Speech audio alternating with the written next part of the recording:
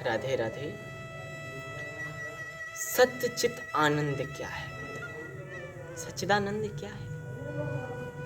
भागवत जी के महात्म्य में प्रथम श्लोक आता है, सच्चिदानंद रूपाय विश्वोत्पत्त्यादि हेतवे तापत्रय विनाशाय श्री कृष्णाय वयम्। सच्चित आनंद घन परमात्मा, ये सच्चित आनंद क्या है? इसकी अनुभूति कैसे होती है? इसकी अनुभूति किसको हुई? इसकी अनुभूति तो बहुतों को ही है, भगवत साक्षात्कार बहुतों को हुआ है, लेकिन इसकी अनुभूति कैसी है? क्या है सच्चिदानंद घन परमात्मा? कौन है? ये मैं आपको आज बताऊंगा। आप लोग इस चैनल को सब्सक्राइब कीजिएगा और वीडियो आपको पसंद आए तो लाइक कीजिएगा, और हमसे आगे जुड़े रहने के लिए जो हमारी वीडियो आए वो आप तक सबसे पहले पहुँचे, उसके लिए आप हमारे चैनल जो आप सब्सक्राइब करेंगे उसके बगल में आप बेल आइकन है उसको दबा दीजिए। तो हम सबसे पहले अपने गुरुदेव भगवान की, अपने भगवान की मंगलाचरण करते हैं, वंदना करते हैं, उसके बाद आपको इसका अर्थ बताएंगे।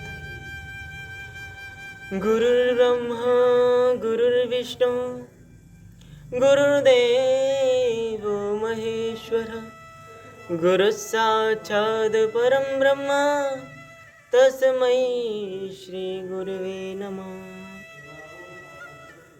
यं प्रव्रजन्तमनपेतमपेतकृत्यं द्वैपायनो विरहकातर्या जुहाव पुत्रेति तन्मयतया तर्वोऽभिनेदोस् तं सर्वभूतहृदयं मुनिमानितोऽस्मि।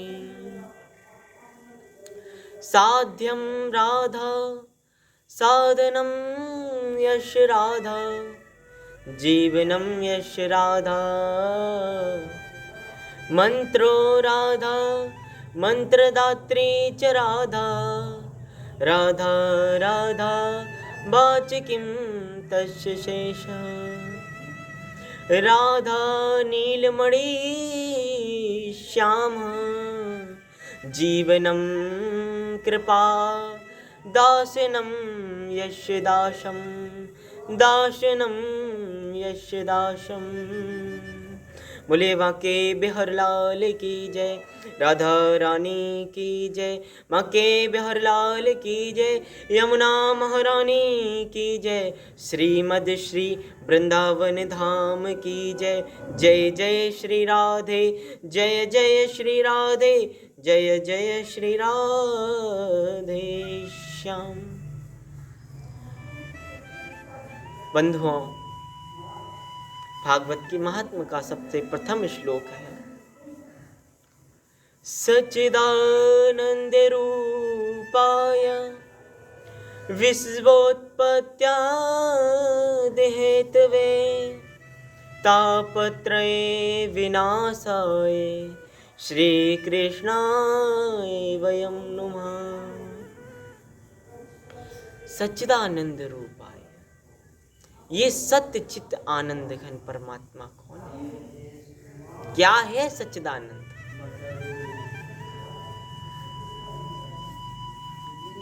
ये सच्चिदानंद स्वरूप परमात्मा जब कौरवों की महासभा में द्रौपदी को निर्वस्त्र किया जा रहा था, जब दुशासन द्रौपदी को निर्वस्त्र कर रहा था,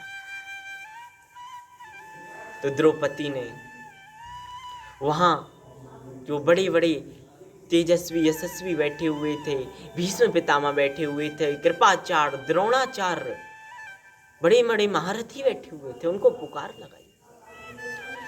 कहते हैं कि हरि व्यापक सर्वत्र समाना। पंडित जी, हरि हर जगह पे व्याप्त है, ऐसा कहा जाता है, हरि व्यापक सर्वत्र समाना। तो भगवान वहां नहीं थे क्या? भगवान वहां थे, लेकिन भगवान क्यों नहीं आए? जब एक पड़ोसी के यहाँ, किसी के यहाँ कोई कार्यक्रम हो, तो उसका पड़ोसी जब बिना बुलाए नहीं जाता है तो भगवान कैसे बिना बुलाए आ सकते हैं? विचार कीजिए। जब तक आप भगवान को याद नहीं करेंगे, याद का उल्टा क्या होता है आप कीजिएगा? याद का उल्टा होता है दया। जब तक आप ब्रह्म परमेश्वर मेरे गोविंद का ध्यान नहीं करेंगे, उनको बुलाएंगे नहीं, तो वो दया कैसे करेंगे? आप उनको बुलाएंगे तभी तो वो आप पे दया करेंगे। तो क्षीर सागर में भगवान बैठे हैं, भगवान से लक्ष्मी मैया कह रही हैं कि आपकी तो ये सखी है, आप क्यों नहीं जा रहे हैं? भगवान कह रहा अब तक इसने मुझको याद नहीं किया। और सभी लोगों पे ये गुहार लगा रही है और सभी लोगों पे इसको भरोसा है, ना तो इसको मेरे ऊपर अभी भरोसा है, ना इसने मुझको याद किया है। तो जब द्रौपदी ने भीष्म पितामह को सबसे पहले पुकार लगाई तो भीष्म पितामह में अपनी जो गिरवा है भीष्म पितामह ने नीचे कर ली, झुका ली।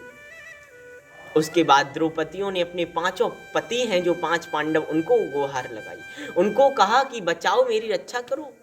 लेकिन पांडव तो द्रौपदी को जुए में हार चुके थे, इसलिए उन्होंने भी अपनी गिरवा को नीचे झुका लिया। अंत में द्रौपदी ने कहा कि मैं भी एक छत्राणी हूं, मैं भी अपनी रक्षा स्वयं करूंगी। द्रौपदी ने अपने साड़ी के पल्लू को जकड़ लिया। अब महाराज साड़ी के पल्लू को द्रौपदी कब तक पकड़े रहेगी? क्योंकि जो साड़ी के पल्लू को खींच रहा है वो 10,000 हाथियों के बल वाला दुशासन है। दुशासन ने जैसे ही साड़ी में झटका मारा, साड़ी का पल्लू द्रौपदी के हाथ से छूट गया। अब जैसे ही द्रौपदी के हाथ से साड़ी का पल्लू छूटा तो द्रौपदी कहने लगी, जाएगी लाज तुम्हारी नाथ, मेरा क्या बिगड़े। कि जाएगी लाज तुम्हारी नाथ, मेरा क्या बिगड़े। हे प्रभु, हे द्वारकाधीश, इसमें तुम्हारी लाज जाएगी, मेरा कुछ नहीं बिगड़ता है। अब द्रौपदी ने अपने हृदय के सत्य से उस परम ब्रह्म सत्यम परम धीमहि सच्चिदानंद परमात्मा का ध्यान किया। जब द्रौपदी ने अपने हृदय के सत्य से उस परमात्मा को बुलाया, याद किया, तो क्या हुआ? उन्होंने अपनी दया की, भगवान प्रकट हो गए, वस्त्रा अवतार धारण किए हुए हैं और उनके हाथ से साड़ी निकलती जा रही है। जैसे ही द्रौपदी ने ये दृश्य देखा तो सत्य, जो द्रौपदी ने अपने हृदय के सत्य से उस सत्य को पुकारा, तो अपने चित्त से द्रौपदी को दर्शन हुए प्रभु के। चित्त का अर्थ होता है प्रकाश, नेत्र प्रकाशमान है। यदि इनमें प्रकाश ना हो तो हम कोई वस्तु को नहीं देख सकते। 2 तरह के प्रकाश होते हैं, एक तो ये नेत्रों की ये ज्योति होती है जिससे हम बाहर की सृष्टि को देखते हैं, और एक हृदय पे प्रकाश रूपी ज्योति होती है जिससे हम परमात्मा को देख सकते हैं। हरि व्यापक सर्वत्र समाना, भगवान कण कण में व्याप्त है। कहाँ है? ये हम उस हृदय की ज्योति से देख सकते हैं, इन आंखों की ज्योति से नहीं दिखाई देगा। प्रेम से भगवान कैसे प्रकट होते हैं? भगवान प्रेम से प्रकट होते हैं। तो आज द्रौपदी ने जब हृदय के सत्य से उन परमानंद आनंद कंद सच्चिदानंद ब्रह्म को पुकारा, तो क्या हुआ कि इन चित्त से उसको दर्शन हुए, इन आंखों से दर्शन हुए द्रौपदी को। हृदय के चित्त से, हृदय में भी प्रकाश होता है। जब द्रौपदी को भगवान के दर्शन हुए तो क्या हुआ?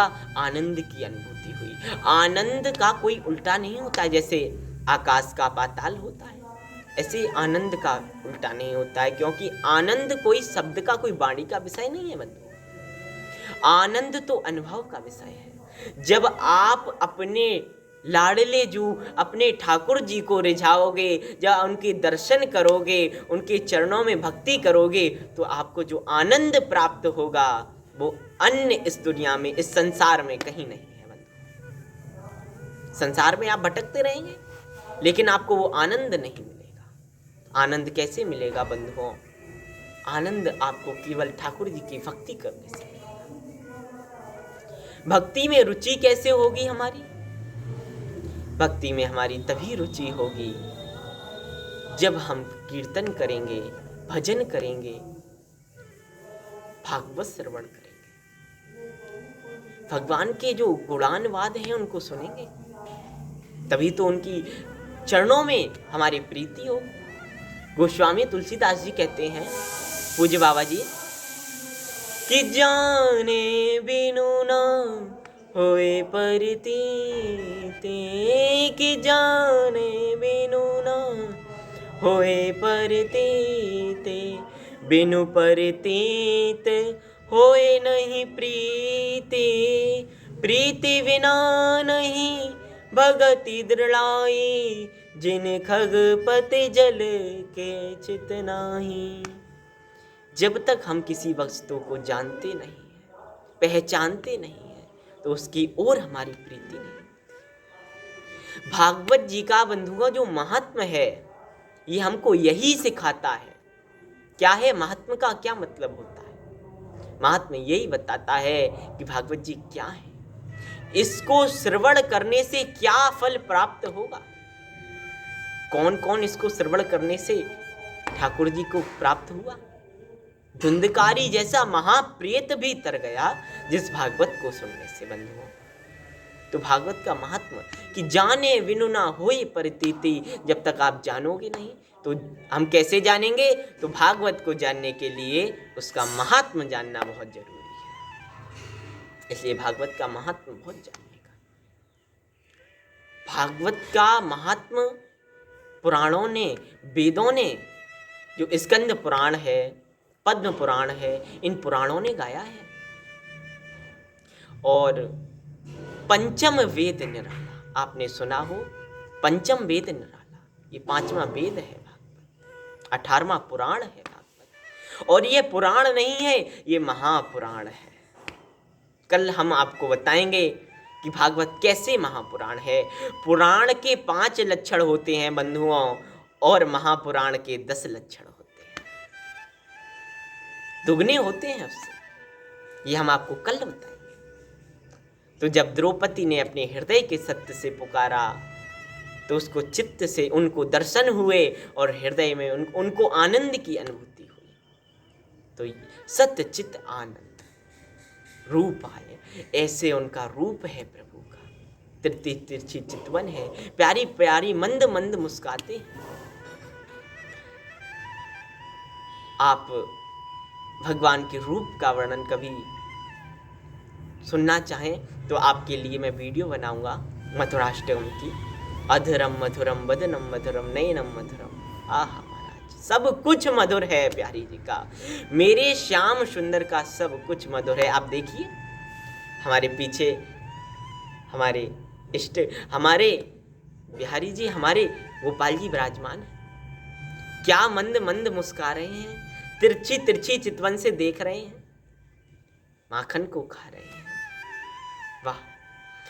और ऐसे सच्चिदानंद स्वरूप भगवान करते क्या हैं? वो विश्वोत्पत्त्यादि हेतवे, विश्व के को पालन भी करते हैं, विश्व का सृष्टि का, और इसका संहार भी करते हैं, और अंत में अपने ही अंदर इसको और इसका सृजन भी करते हैं।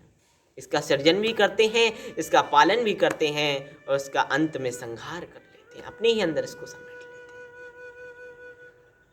और जो तापत्रय विनाशाय, जो तीनों प्रकार के ताप हैं, दैहिक दैविक भौतिकता, इनका नाश कर देते हैं। दैहिक दैविक भौतिक तापा, राम राज्य काहू नहीं व्यापा, राम राज्य काहू नहीं व्यापा। जो इन तीनों प्रकार के तापों का नाश करते हैं। श्री कृष्णाय वयम नमः। ऐसे भगवान श्री कृष्ण के चरण कमलों में, उनके चरण कमलों में मैं वंदन करता हूँ, प्रणाम करता हूँ। हम सब वंदन करते हैं। आप सभी लोग उनके चरणों में प्रीति कीजिए। उनके चरणों में क्या है? कपिल देवभूति संवाद में आता है, पंडित जी, कपिल देवभूति संवाद में आता है कि भगवान के चरणों में ध्वज, अंकुश, शंख और कमल, गदा, ध्वज, अंकुश और कमल, ये 4 चीज़ें विराजमान हैं। इनका हमको ध्यान करना चाहिए। और ये 4 चीज़ें क्या करती हैं, क्या नहीं करती हैं, ये हम आपको आगे बताएंगे। ऐसे सच्चिदानंद स्वरूप परमात्मा को हम सभी लोग बार बार प्रणाम करते हैं। और आप सभी लोग मेरे YouTube चैनल पे नए हैं तो इसको सब्सक्राइब कर लीजिएगा। और आगे ऐसी आपको भक्ति की वीडियो, मोटिवेशनल वीडियोस मिलती रहेंगी। राधे राधे। जय जय श्री राधे, जय जय। मैं चाहूँगा आप सभी लोग बोलें, क्योंकि आपने मेरी पहली वीडियो देखी होगी कि राधा नाम की क्या महिमा है। आपने देखी हो, नहीं देखी हो तो आप जाके देख लीजिए। इसलिए राधा नाम की जयकारा लगानी चाहिए, सभी लोग लगाते हैं। जय जय श्री राधे श्याम।